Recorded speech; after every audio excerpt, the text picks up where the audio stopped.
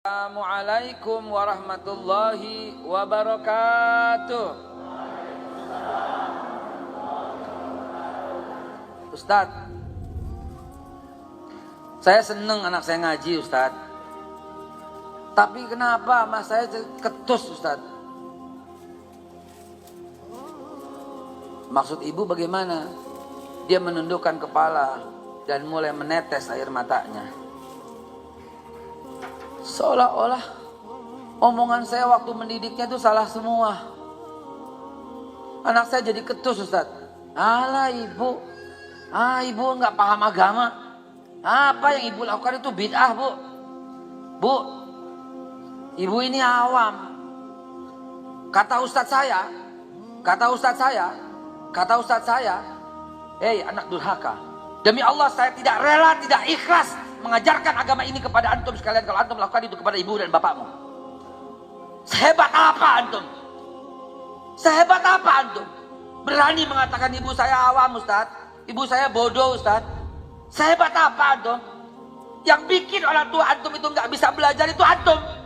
Kenapa? Karena antum keburu lahir sebelum dia belajar. Dia mau belajar agama. Yang bikin orang tua bapakmu itu jadi bodoh agama itu antum juga. Dia pengen belajar agama, tapi dia meras keringat untuk memberi nafkah dan membesarkan antum. Dan ketika antum sudah besar begini jawabannya, orang tua saya awam Ustaz, dan saya dibawa-bawa. Kata Ustaz, sejak kapan kata-kata saya menjadi legitimasi untuk merendahkan ibumu, untuk meneteskan air mata bapakmu? Demi Allah, air susu yang paling mahal itu adalah air susu ibu. Dan keringat yang paling berharga di muka bumi ini adalah tetesan keringat bapakmu. Sejak kapan gitu loh antum yang mengaku hijrah, antum yang mengaku jadi orang beragama, antum yang mengaku menjadi orang yang lebih paham, lalu memaki-maki ibu dengan kata alah ibu bodoh, alah bapak nggak tahu agama, dan meninggalkan mereka dengan tetesan air mata. Demi Allah haram ilmumu, demi Allah haram surga untukmu. Kenapa? Man arda walidayhi faqad arda Allah, wa man askhata walidayhi faqad askhata Allah. Siapa yang buat senang orang tua itu buat senang Allah. Siapa yang buat marah orang tua itu buat marah Allah. Camkan ini, rekam dan dengarkan kepada anak-anakmu di rumah yang baru belajar 1-2 hadis, tiba-tiba mengklaim ibu ini bodoh, ayah ini gak ngerti agama. Demi Allah saudaraku, Allah subhanahu wa ta'ala murka. Dan saya gak ridho dengan mengatakan bawa nama saya untuk mengatakan ini kepada ibu dan bapakmu. Ibu bapak kita itu bodoh tuh kenapa? Kita yang bikin. Demi Allah yang paling berhak untuk menikmati ilmu dan lemah lembutnya dirimu itu orang tuamu anakku. Yang paling berhak atas mengalami dan merasakan indahnya orang habis ngaji, makin sopan, makin hormat, makin taat sama orang tua. Itu orang tuamu yang paling berhak, bukan siapapun. Jangan sok berakhlakul karimah kalau masih ketus di rumah.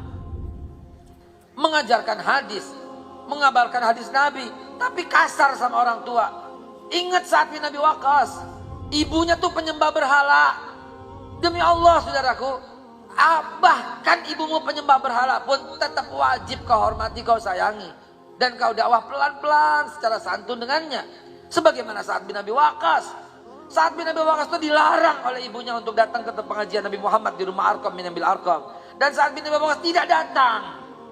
Sa'ad bin Abi Waqqas itu dilarang sholat oleh ibunya, dan saat tidak sholat sampai ibunya tertidur, baru saat sholat. Sampai ibunya nyuruh, baru saat Nabi bin Abi Waqqas mampir ke rumahnya Arqam bin Abil Arqam untuk mendengarkan Rasulullah. Dan pura-pura jatuh, pura-pura sakit, pura-pura terlambat karena dia mendengarkan Nabi SAW. Dan dia dengan relanya berkata demikian kepada ibunya supaya ibunya tidak sakit hati. Lah kau sehebat apa? Sehebat Sa'ad bin Abi Waqqas? Lebih hebat daripada Abu Bakar Siddiq yang ibunya masih beragama Yahudi, yang masih sayang mati-matian dengan ibunya. Sehebat apa dirimu saudaraku anak muda? Secanggih apa ilmumu? Mengatakan ibumu bodoh, mengatakan ayahmu kurang agama. Ini Sa'ad bin Abi Waqqas. Ketika Sa'ad bin Abi Waqqas lama belum datang, nggak datang ke pengajian karena ibunya masih menahannya. Sampai ibunya nggak mau makan. Sa'ad nggak meninggalkan ibunya sampai ibunya mau makan selama 3 hari. Tahu antum sekalian apa yang dibisikin malaikat Jibril kepada Nabi SAW yang lagi ngajar di rumah Arqam bin Abil Arqam? Malaikat Jibril berucap, yatlu alaikumul an rajulun min ahli jannah Nabi sampai tersentak lagi mengajar jamaah sekalian. Nabi diam dan mengulang-ulang kata-kata malaikat Jibril. Yaslu alaikumul an rajulun min ahli jannah. Yaslu alaikumul an rajulun min ahli jannah. Yaslu alaikumul an rajulun min ahli jannah. Akan datang kepada kalian seorang laki-laki penduduk surga. Akan datang sebentar lagi dari kalian seorang laki-laki penduduk surga. Akan datang sebentar lagi nih seorang penduduk surga. Nabi pun tidak tahu siapa yang telah tercatat sebagai penduduk surga tanpa hisab. Orang pertama dijamin surga. Ternyata dari balik bukit keluar Sa'ad bin Abi Waqqas.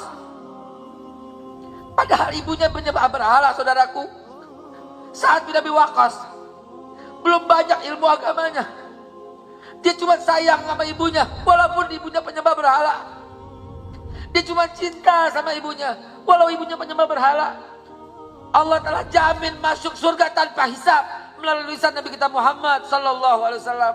Lantas kau yang udah mulai hijrah dan berkata pada ibumu dan bapakmu, ibu tahu apa? Bapak ini kurang agama. Ngajilah Pak, ngaji. Jangan ributin orang, ngajilah Pak, ngaji. Demi Allah, netesnya air mata ibu, netesnya air mata bapak, atau batinnya yang terkoyak mengharamkanmu dari masuk surganya Allah Subhanahu wa taala. Ridha Allah fi ridha walidayhi wa sukhtullah wa sukhtu walidayhi. Sampai Utsman bin Affan tidak ikut perang gara-gara ini. Dan Nabi memaafkan.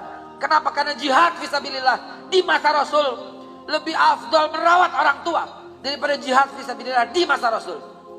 Wallahi akhi.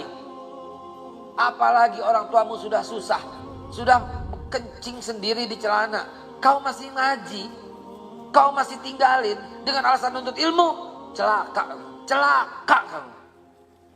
Dan ibumu pengen didampingin olehmu, kau masih jalan ke sana kemari. Ya Allah ya Rabb, Rabbighfirli wali walidayya warhamhuma kama rabbayani shighara warhamhuma kama rabbayani shighara. Mungkin ada kata-kata kita yang salah dengannya. Mungkin ada kata-kata kita yang keliru dengannya. Mungkin karena kita nggak sanggup merawat, akhirnya kita kasih babysitter. Karena kita nggak sanggup merawat, kita kasih pembantu untuk ibu kita. Dan kita merasa berjasa karena kita mengirimkan pembantu. Padahal bukan itu yang diinginkan ibu. Padahal bukan itu yang diinginkan bapak. Yang diinginkan adalah pelukan darimu dan kasih sayang darimu. Demi Allah, matanya mampu membaca wajahmu ketika kau pengen atau nggak ngerawatnya.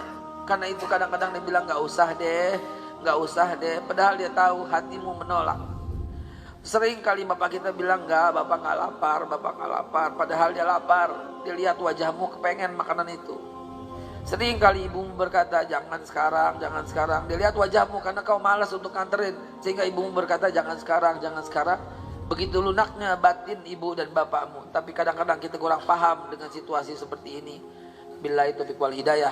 Walafu minkum. Wassalamualaikum warahmatullahi wabarakatuh.